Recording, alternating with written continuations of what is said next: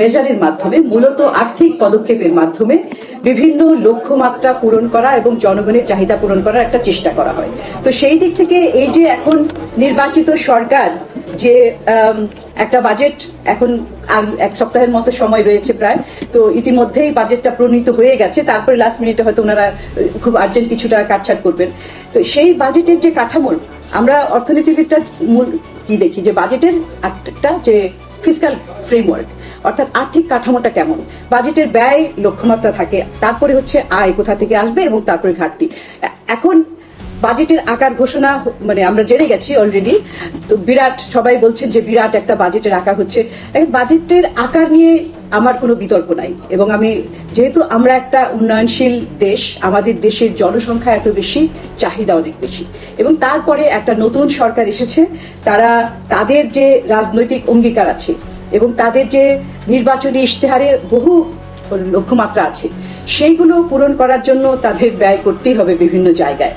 প্রশ্নটা হচ্ছে যে আয়টা কোথা থেকে আসবে। আয়েরও লক্ষ্যমাত্রা আছে, কারণ এটা তো একটা দিনের শেষে একটা ম্যাথমেটিক্যাল এক্সারসাইজও বটে, কিন্তু আমরা সেটাকে খুব মেকানিক্যালি দেখবো না, দেখতে চাই না, সেটাই হচ্ছে মূল বিষয় আলোচনার। যে বাজেট আয়টা কোথা থেকে আসবে, সেখানেও একটা লক্ষ্যমাত্রা আছে যে রাজস্ব ডিপার্টমেন্ট থেকে করের যে আহরণের যে লক্ষ্যমাত্রা সেটাও দেওয়া হচ্ছে বিশাল একটা, সেটা নিয়ে বরঞ্চ আমি বলতে পারি যে সেটাই একটা দুশ্চিন্তার বিষয়। কারণ আপনি দেখেন গত প্রায় 10 বছর থেকে ধারাবাহিকভাবেই আমাদের যে আয়ের যে লক্ষ্যমাত্রাটা, করের এবং রাজস্ব আহরণের লক্ষ্যমাত্রাটা দেওয়া হয়, সেটা কোনোবারই পূরণ হয়নি। অর্থাৎ এখানে একটা ফান্ডামেন্টাল সমস্যা রয়ে গেছে।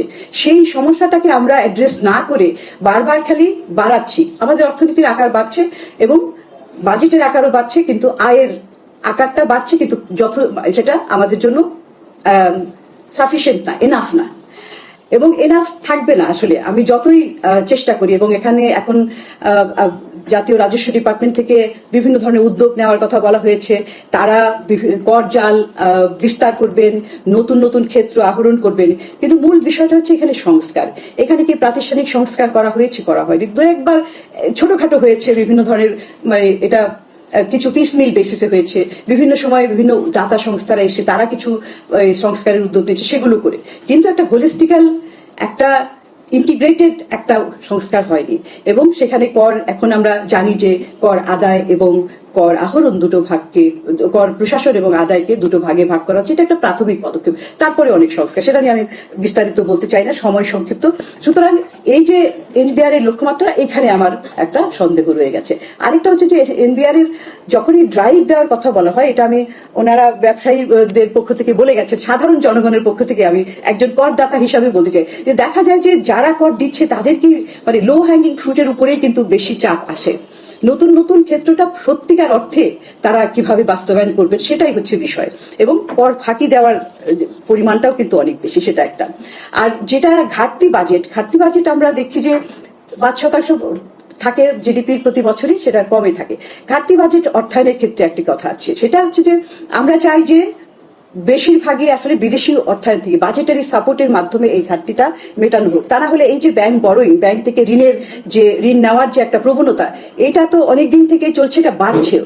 এটা বাড়তে থাকলে তো একদিকে উচ্চ মূল্যস্ফীতির চাপটা বাড়বে, আর অন্যদিকে এই যে ব্যক্তি খাত যারা কিনা বিনিয়োগ করতে পারছে না বিভিন্ন কারণে, এর মধ্যে ব্যাংকের সুদের হারটা একটা অন্যতম কারণ, অন্যান্য রয়েছে।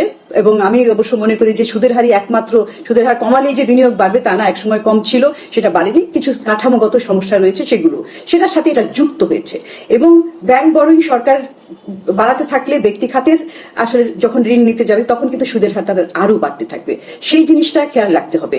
এবং আরেকটা হবে যে সুইসাইডাল যেটা সবসময় হয়, সেটা হচ্ছে যদি আমরা টাকা ছাপিয়ে অর্থাৎ কেন্দ্রীয় ব্যাংক থেকে বড় করি, সেটার দিকেও কিন্তু নজর রাখতে হবে।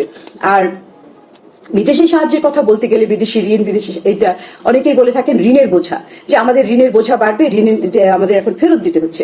দেখেন আমাদের ঋণের দেশি এবং বিদেশি মিলে ঋণের এই যে ডেট পরিমাণ, এটা জিডিপির 38%। এখন আইএমএফ এর যে থ্রেশহোল্ড রিস্কের মানে ডেট সাস্টেনেবিলিটির যে একটা থ্রেশহোল্ড আছে 55%, সেটা অনেক নিচে। তবে এখানে একটা বিষয় মনে রাখতে হবে, এটা বাড়ছে, ঋণ পরিশোধের সুদের হার এগুলোর পরিমাণ কিন্তু বাড়ছে। এবং আইএমএফ এর ক্যাটাগরিতে আমরা আগে ছিলাম লো রিস্ক এই ঋণ ডেট সাস্টেনেবিলিটির ক্ষেত্রে, এখন আমরা মডারেট লেভেলে এসে গেছি, অর্থাৎ সেখানেও খেয়াল রাখতে হবে। আর আরেকটা বিষয় হচ্ছে যে ঋণ নেওয়া কোনো খারাপ বিষয় না, যতক্ষণ পর্যন্ত আমি ওই ঋণটা কাজে লাগাতে পারছি প্রোডাক্টিভলি, উইদাউট এনি ওয়েস্টেজ এবং উইথ গুড গভর্নেন্স, এবং সেটার মাধ্যমে আমরা কর্মসংস্থান করতে পারছি, অবকাঠামোর উন্নয়ন করতে পারছি এগুলো, এবং ঋণটা ফেরত দেওয়ার মতো সক্ষমতাটা আমরা জেনারেট করতে পারছি কিনা। আমাদের কর আদায় খুব কম, অভ্যন্তরীণ সম্পদ আহরণ খুব কম, আবার আমাদের যে ফরেন এক্সচেঞ্জ রিজার্ভ, বৈদেশিক মুদ্রার রিজার্ভ, সেটাও কিন্তু কমে গেছে, সেটাও কিন্তু বাড়ছে না। তো এইগুলো যদি স্টেডি থাকে তাহলে ঋণ নেওয়াটা কোনো সমস্যা না। তো এখন আমি আরেকটা বিষয় যাচ্ছি, খাতোয়ারি বরাদ্দের কথা এটা বলে আমি শেষ করবো। যে আমরা দেখছি যে, শুনতে পাচ্ছি এবং পত্রপত্রিকায় পড়ছি যে সামাজিক খাতে বরাদ্দের বাড়বে, এবং একটা টেন্ডেন্সি, একটা প্রবণতা আমরা দেখছি যে একটা ওয়েলফেয়ার এনহ্যান্সিং একটা ফিলসফি মনে হয় এটার পিছনে কাজ করছে। শিক্ষা, স্বাস্থ্য এবং সামাজিক নিরাপত্তা এগুলোতে বাড়বে, কারণ আমরা এতদিন দেখেছি যে ভৌত অবকাঠামোতে অনেক বেশি জোর দেওয়া হচ্ছে, সামাজিক অবকাঠামো একদম নেগলেক্টেড। তো সেখানে বাড়বে, কিন্তু এখানেও আবার সেই সুশাসনের সাথে ব্যয় এবং দক্ষতার সাথে ব্যয় করার বিষয়টা রয়েছে। আগে তো বরাদ্দ কম ছিল, সেটাও কিন্তু বাস্তবায়ন হতো না, সেটাও টাকা ফেরত যেত। এখন বাড়লে আমি সেই বাড়তি অর্থটা ব্যয় করার মতো সক্ষমতাটাকে আমরা অর্জন করতে পেরেছি এই মুহূর্তে? না। আগামী 1 বছরে পারবো, পুরোটা পারবো না, কিন্তু পারার চেষ্টাটা করতে হবে। তা না হলে ওই বরাদ্দটা থাকবে কিন্তু অর্থটা আর ব্যয় হবে না। আবার যেই অর্থটা ব্যয় হবে সেটার আপনি রাস্তা তৈরি করবেন, তো সেই রাস্তার মধ্যে 2 দিন পর পর রাস্তা ভেঙে যাবে, আবার এটাকে মেরামত করতে হবে। স্কুলের জন্য শিক্ষা খাতে বরাদ্দ করছে, খালি বিল্ডিং হচ্ছে।